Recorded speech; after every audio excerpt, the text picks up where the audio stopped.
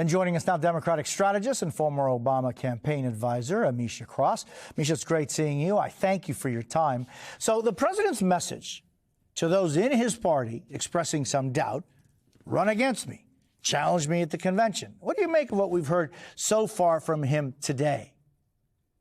It was forceful. Dark Brandon is back. I think that this was a type of message that many Democratic voters wanted to hear directly after the debate performance. At this point, I think that he has to settle fears. He has to calm people down. He also has to get the ducks in order as it relates to the alignment of the Democratic Party, because I do think that there are some voices that need to be quieted. Granted, it's still a small, very small group of people. We're talking out of 213 Democratic congressional members, only 9 have come out and said step aside at this point. Only about 4 of those have been public. The others were on calls. I think that at this point, the president has made it very clear that he is going to run, that this is the Biden-Harris ticket. He will not be pushed out. He's talked about how he's been downplayed throughout his career, and that is very true, not only by polls, but from prognosticators, as well as those who have run against him in the past. He's the only one who has run and defeated former President Trump, and he knows what's at stake. Today, he laid that out very clearly in his phone call on Morning Joe this morning. So, Amisha, how do you calm people down, to use a phrase you just utilized, when much of the micro-focusing is on this doctor that visited the White House 8 times, this Parkinson's doctor? How do you break through all of that cloud and calm people down in this environment?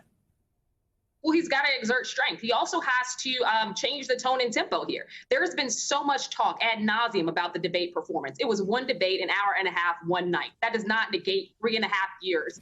That does not negate strong policy. That does not negate a president who has been the most successful president, not only in modern time, but since FDR as a first-term president. We have to be very real about what America is facing with the return to Trumpism and Donald Trump, who we know has actually a much smarter plan this go round than he did the time before, in terms of not only trying to turn America into a dictatorship, but the removal of women's reproductive rights with attacks on civil rights. We know what the MAGA plan, what Project 2025 actually looks like. This is a president in Joe Biden who has to not only speak to that contrast, but also question why media is not asking Donald Trump to step down, why Republicans have never asked Donald Trump to not run, why we're seeing time and time again this attack on Joe Biden. Meanwhile, there's only, 3 years difference between them in age?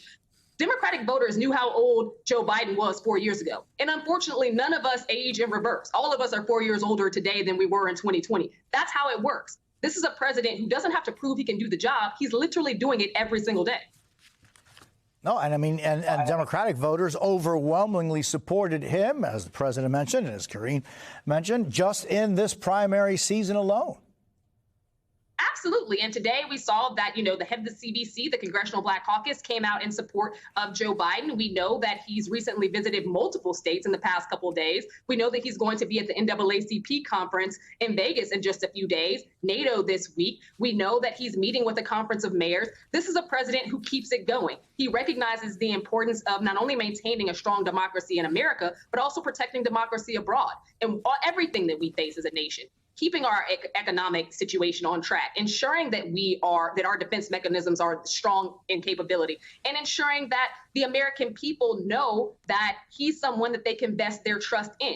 I think that all of those things matter. Integrity matters. A president who we can trust matters. A president who is honest with us matters. And what we know in Joe Biden is that what he says is what he does. And he is going to be our nominee. He is not going to step back. He is not going to let anyone push him out. And he knows that the America that he has envisioned, the America that needs to continue moving forward, that is one that many voters believe in. And that is one that at this point, he's got to get out on the campaign trail and make notice of. And I think that he's set to do that. His campaign understands what we're facing, and he's going to be in the places that it matters. The battleground states, talking to the voters. Voters decide this election, not prognosticators, not Democrats who are running scared, and definitely not an elite class. Yeah, and as he wrote in the letter, I respond to all of this by saying clearly and unequivocally, I would not be running again if I did not absolutely believe I was the best person to beat Donald Trump in 2024.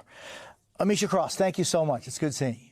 Hey there, MSNBC fans. I'm Luke Russert, and be sure to join me, Rachel Maddow, Jen Psaki, Lawrence O'Donnell, Steve Kornacki, Joy Reid, and many more, September 7th in Brooklyn, MSNBC Live Democracy 2024. Click on the link for ticket information.